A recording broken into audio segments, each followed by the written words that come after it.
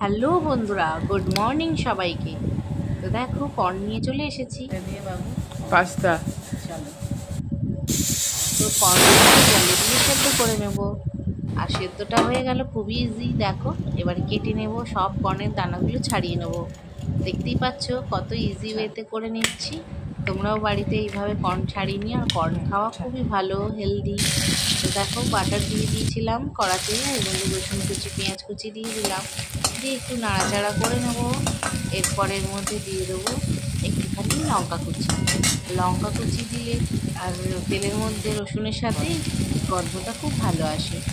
আর এর মধ্যে দিয়ে দেবো একটুখানি নুন আর অনেকগুলো সবজি বয়েল করা, দিয়ে নাড়াচাড়া করে নেবো।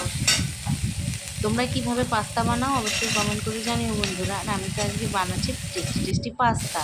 তো এর মধ্যে অনেকগুলো দিয়ে দিলাম কর্ন সেদ্ধ করে রাখা, আর দিয়ে দিলাম একটু ম্যাগি মশলা, আর দিয়ে দিলাম টমেটো কেচাপ, দিয়ে একটু নাড়াচাড়া করে নেবো। আর সেদ্ধ করে রাখা পাস্তাটা এবারে দিয়ে দেবো। আর খুবই টেস্টি লাগে। এইরকমভাবে তোমরা বানিয়েও খেয়েও, ঝাল ঝাল স্পাইসি। আর কর্নটা দিতে আরও এটা হেলদি হয়ে গেল। তো বাচ্চারা পাস্তা খেতে খুবই ভালোবাসে। তো এইভাবে তোমরা বাড়িতে ট্রাই করে দেখো। আর এই দেখো ওপর থেকে দিয়ে দিলাম গোলমরিচের গুঁড়ো। রেডি। খুবই তাড়াতাড়ি হয়ে গেল, আর হেলদি হেলদি খাবারও খাওয়া হয়ে যাবে। আর ওপর থেকে দিয়ে দিলাম অনেকগুলো চিজ। বাবুর জন্য তো গরম গরম তৈরি। তৈরি। তোমাদের কেমন লাগলো অবশ্যই জানাও।